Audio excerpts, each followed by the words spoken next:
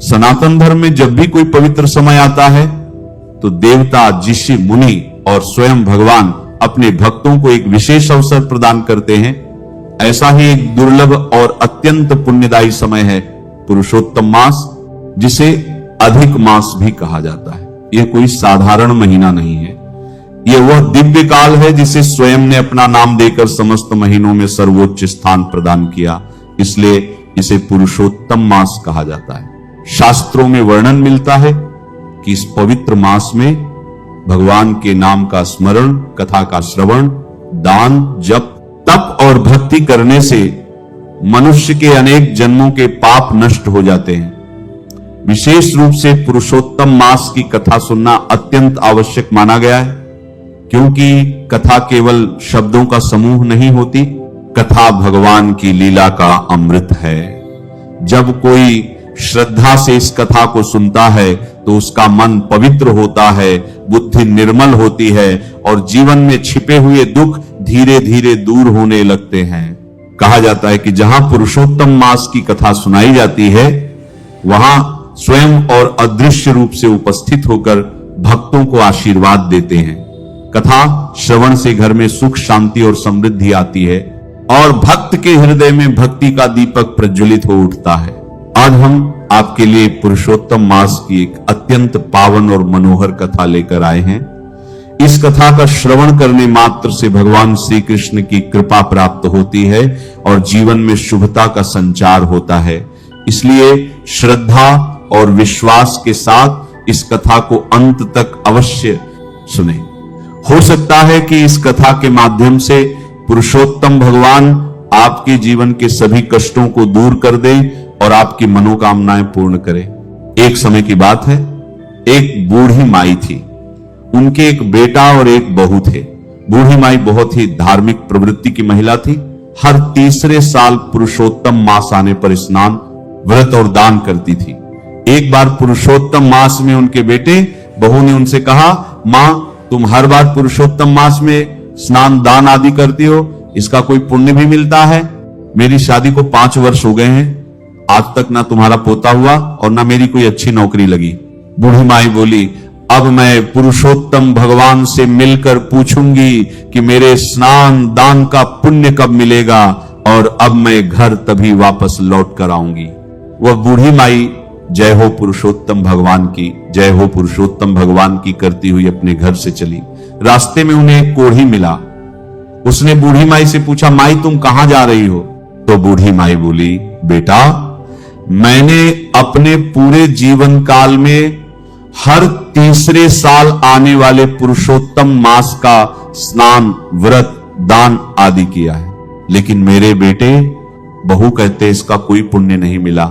मैं पुरुषोत्तम भगवान से मिलकर यह पूछूंगी कि मुझे इसका फल कब मिलेगा।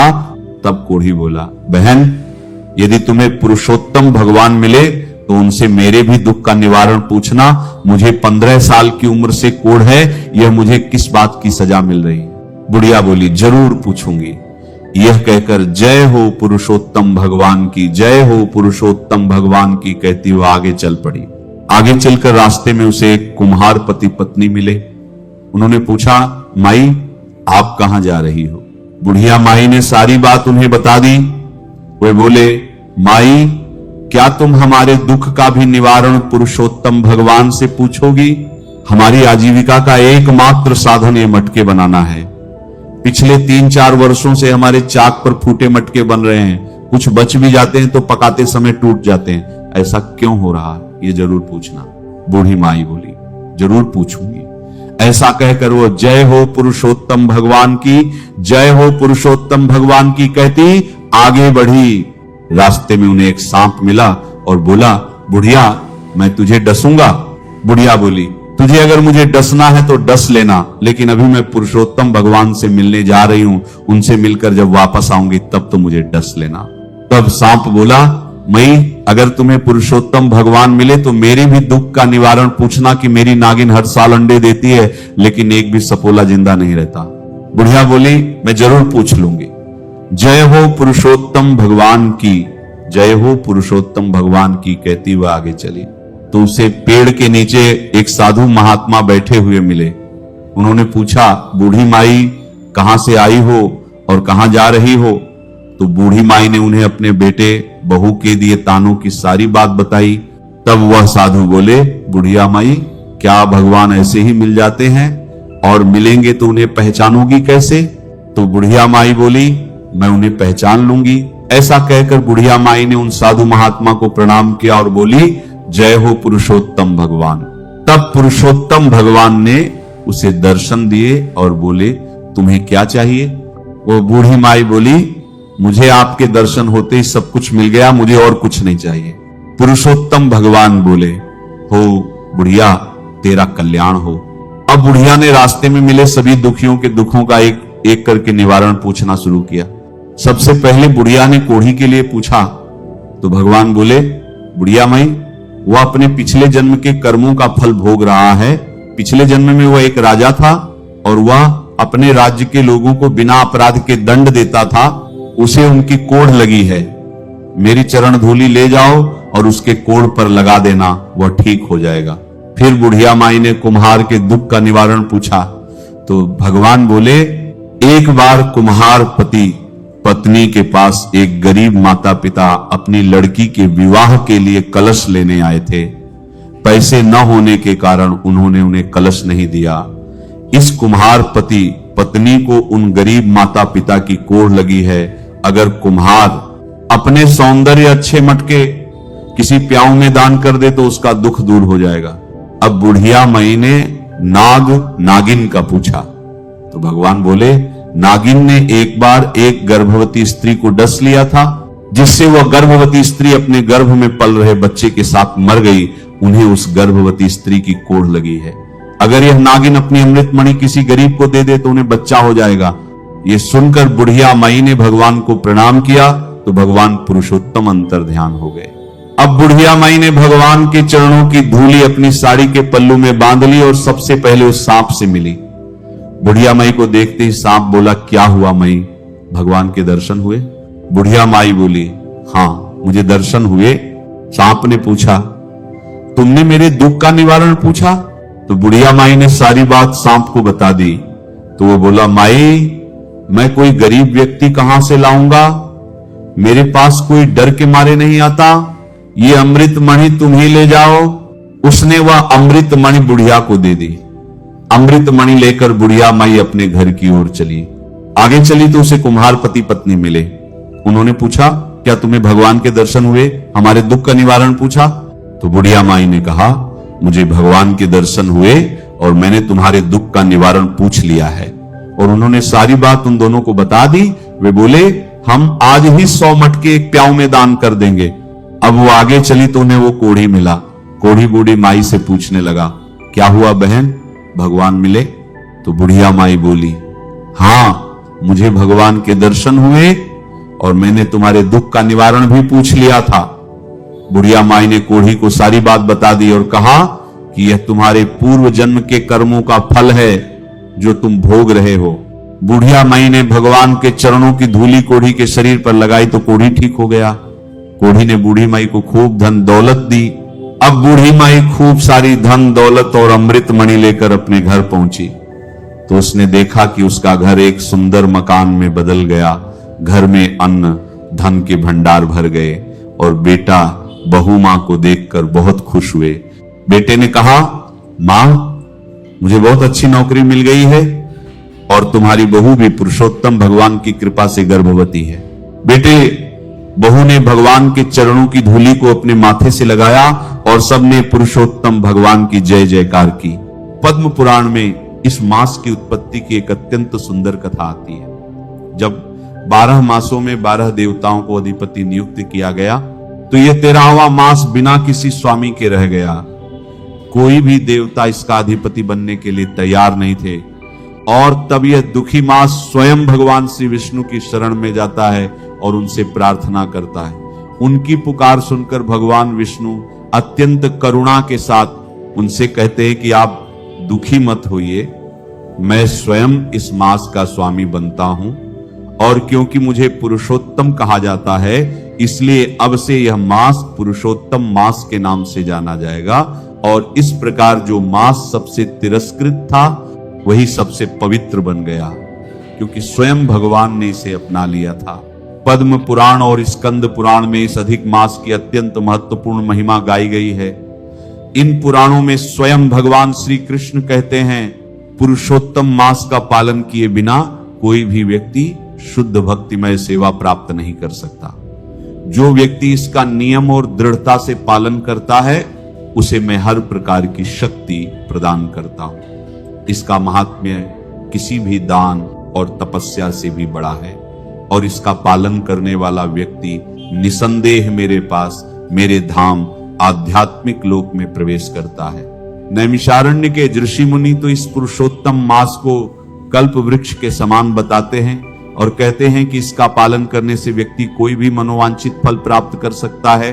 दुर्वासा मुनि भी इस मास की महिमा का वर्णन करते हुए कहते हैं कि पुरुषोत्तम मास में पवित्र तीर्थ स्थानों में स्नान मात्र से व्यक्ति पाप रहित हो जाता है। इसके अलावा पद्म पुराण में यह भी कहा गया है कि इस मास के अंदर केवल एक दीपक जलाने का पुण्य भी संपूर्ण वर्ष की आराधना से ज्यादा फलदायी होता है। तो इस बार ज्येष्ठ अधिक मास 17 मई 2026 रविवार के दिन से आरंभ होने वाला है और यह समाप्त होगा 15 जून 2026 सोमवार के दिन। हमारे वैदिक पंचांग के अनुसार इस बार विक्रम संवत 2083 में 2 ज्येष्ठ मास पड़ रहे हैं, एक अधिक ज्येष्ठ और एक सामान्य ज्येष्ठ, जो इस वर्ष को पंचांग और खगोलीय दृष्टि से और भी विशेष बना देते हैं। इस अधिक मास में पुरुषोत्तम पूर्णिमा 31 मई 2026 रविवार के दिन आने वाली है और यह संपूर्ण मास का सबसे शक्तिशाली दिन माना जाएगा, क्योंकि इस दिन भगवान विष्णु की आध्यात्मिक शक्ति अपनी चरम सीमा पर होती है। उनकी पूजा आराधना करने से वे अत्यंत अधिक पुण्य फल प्रदान करते हैं। मनोवांछित हर मनोकामनाएं पूर्ण होती हैं। इस दिन विशेष पूजा, दान और जप करने से उसका अनंत गुना अक्षय फल प्राप्त होता है। हम ऐसे समय में जी रहे हैं जिसमें हमारे लिए संपूर्ण एक मास के लिए सब कुछ छोड़कर सिर्फ आध्यात्मिक कार्य करना थोड़ा मुश्किल लगता है। घर में भी बहुत सारे काम होते हैं, कोई बात नहीं। आज हम आपको ऐसे कार्य बताएंगे जिसका अगर आप नियम पूर्वक पालन करते हैं तो यह आपका सर्वश्रेष्ठ पुरुषोत्तम मास व्रत पालन हो जाएगा। तो चलिए शुरुआत करते हैं। सबसे पहले हम देखते हैं कि इस अधिक मास में आपको क्या क्या चीजें करनी चाहिए। 1, ब्रह्म मुहूर्त में उठना। इस अधिक मास में सबसे पहला और सबसे महत्वपूर्ण यह नियम है कि आप प्रतिदिन सूर्योदय से पहले उठेंगे। ब्रह्म मुहूर्त यानी सूर्योदय से लगभग 1.5 घंटा पहले का समय अष्टांग हृदय सूत्र में भी कहा गया है। ब्रह्म मुहूर्ते उत्तिष्ठेत स्वस्थो रक्षार्थमायुष, यानी अगर आप स्वस्थ रहना चाहते हैं और अपनी आयु की रक्षा करना चाहते हैं तो ब्रह्म मुहूर्त में उठना आपके लिए लाभदायक है। पद्म पुराण में वर्णन आता है कि पुरुषोत्तम मास में ब्रह्म मुहूर्त में उठकर स्नान करने के बाद भगवान के दर्शन और पूजन करने से व्यक्ति को सहस्त्र अश्वमेध यज्ञ के समान फल प्राप्त होता है। 2, हरे कृष्ण महामंत्र का जप। यह मास भगवान का अत्यंत प्रिय है। संकल्प लीजिए कि इस मास के अंदर आप हरे कृष्ण कृष्ण कृष्ण हरे हरे, हरे राम राम राम हरे हरे, इस महामंत्र की कम से कम 8, 10, 16, 25 या 32 माला का प्रतिदिन जप करेंगे। पद्म पुराण में भगवान श्री कृष्ण स्वयं कहते हैं, पुरुषोत्तम मास में हरि नाम का जप करने वाले व्यक्ति को मैं हर प्रकार की शक्ति प्रदान करता हूं। 3, श्रवण और पठन। भगवान श्री कृष्ण के दिव्य गुणों और लीलाओं का श्रवण और पठन करें। श्रीमद् भागवतम के 10वें स्कंध के 14वें अध्याय का प्रतिदिन पाठ करें तथा भगवत गीता के 15वें अध्याय का भी प्रतिदिन पाठ करें। इस मास में एक विशेष मंत्र का उच्चारण किया जाता है। गोवर्धनम धरा वंदे गोपालम गोपवल्लभम, गोकुलोत्सवमीशानं गोविंदं गोपिका प्रियम। 4, तुलसी पूजा। प्रतिदिन याद से तुलसी देवी को जल अर्पण करें और उन्हें प्रणाम करें। स्कंद पुराण में कहा गया है कि जो व्यक्ति पुरुषोत्तम मास में प्रतिदिन तुलसी देवी की कम से कम 3 बार परिक्रमा करता है, उन्हें जल और पुष्प अर्पित करता है, वह समस्त तीर्थों के दर्शन का फल प्राप्त करता है। 5. दान। पद्म पुराण के अनुसार इस मास में जल का दान, छाया का दान, छतरी या पंखा, फलदान, अन्नदान, वस्त्रदान और गोदान का विशेष महत्व है। 6. दीपदान। प्रतिदिन संध्या के समय भगवान के समक्ष कम से कम 1 घी का दीपक अवश्य जलाएं। 7. तीर्थ यात्रा। यदि संभव हो तो वृंदावन, मायापुर, जगन्नाथपुरी, हरिद्वार, द्वारिका आदि धामों की यात्रा करें। यदि न संभव हो तो मानसिक रूप से धाम का चिंतन करें। 8. वैष्णवों की सेवा। भगवान के साथ साथ वैष्णवों की सेवा करें। पद्म पुराण में स्वयं भगवान नारायण कहते हैं, पुरुषोत्तम मास में वैष्णवों को भोजन कराने से और उनकी सेवा करने से व्यक्ति को मेरी प्रत्यक्ष सेवा का फल प्राप्त होता है। 9. उपवास। यदि संभव हो तो प्रतिदिन उपवास करें या केवल एक बार भोजन करें। कम से कम इस मास में आने वाली 2 एकादशियों का व्रत अवश्य रखें। 10. संकल्प। 17 मई को प्रातः काल स्नान करके स्वच्छ होकर भगवान के समक्ष जल लेकर संकल्प करें, हे पुरुषोत्तम भगवान, मैं इस पवित्र अधिक मास में अपनी शक्ति और सामर्थ्य के अनुसार आपकी सेवा और भक्ति का व्रत ग्रहण करता करती हूं। कृपया मुझे यह व्रत पूर्ण करने की शक्ति प्रदान करें। 15 जून को उद्यापन करें। अब बात करते हैं कि इस अधिक मास में क्या नहीं करना चाहिए। 1. महामंत्र जपते समय कोई अन्य कार्य जैसे मोबाइल चलाना न करे। 2. किसी की निंदा न करे। पद्म पुराण के अनुसार इस मास में किसी भक्त, शास्त्र, ब्राह्मण, गौ, संत या व्रत करने वाले की निंदा करने से पुण्य नष्ट हो जाता है। 3. क्रोध न करे। 4. यदि संभव हो तो ब्रह्मचर्य व्रत का पालन करें। 5. मोबाइल, टीवी का कम से कम उपयोग करें। 6. इस मास में विवाह, सगाई, गृह प्रवेश, मुंडन आदि शुभ भौतिक कार्य न करें, केवल आध्यात्मिक साधना पर ध्यान दें। तो ये थी आने वाले पुरुषोत्तम मास में करने योग्य कार्यों की सूची, संपूर्ण व्रत विधि और क्या नहीं करना चाहिए इसकी सूची। हमें आशा है कि अब आपको समझ में आ गया होगा कि इस पुरुषोत्तम मास का पालन आपको कैसे करना है। जय श्री हरि। ओम नमो भगवते वासुदेवाय नमः। भक्तों, पुरुषोत्तम मास यानी अधिक मास को भगवान विष्णु का सबसे प्रिय महीना माना जाता है। मान्यता है कि इस पवित्र मास में जो भी भक्त सच्चे मन से व्रत, पूजा और कथा दान करता है, उसके जीवन के सभी दुख दूर हो जाते हैं और भगवान विष्णु उसकी हर मनोकामना पूर्ण करते हैं। पौराणिक कथा के अनुसार जब अधिक मास को कोई शुभ कार्यों में स्थान नहीं देता था, तब वह अत्यंत दुखी होकर भगवान विष्णु के पास पहुंचा। तब प्रभु विष्णु ने उसे अपना नाम पुरुषोत्तम मास दिया और कहा कि जो भी इस मास में भक्ति करेगा उसे कई गुना पुण्य प्राप्त होगा। इसी पुरुषोत्तम मास में तुलसी माता, शालिग्राम और एक तपस्वी की कथा भी सुनाई जाती है। कहा जाता है कि एक गरीब तपस्वी ने पूरे श्रद्धा भाव से भगवान विष्णु की पूजा और कथा श्रवण किया। कहा जाता है कि भगवान उसकी भक्ति से प्रसन्न हुए और उसका जीवन सुख, शांति, धन, समृद्धि से भर दिया। भक्तों, इस पवित्र महीने में सुबह स्नान करके भगवान विष्णु की पूजा करके तुलसी माता को जल अर्पित करें, गरीबों को दान दें और पुरुषोत्तम मास की कथा अवश्य सुनें। ऐसा करने से घर में सुख, समृद्धि आती है और भगवान विष्णु की विशेष कृपा प्राप्त होती है। अगर आप भी भगवान विष्णु में श्रद्धा रखते हैं तो कमेंट में जय श्री हरि जरूर लिखें। वीडियो पसंद आया हो तो लाइक, शेयर और चैनल अमृत धारा को सब्सक्राइब जरूर करें। ओम नमो भगवते वासुदेवाय नमः। राधे राधे।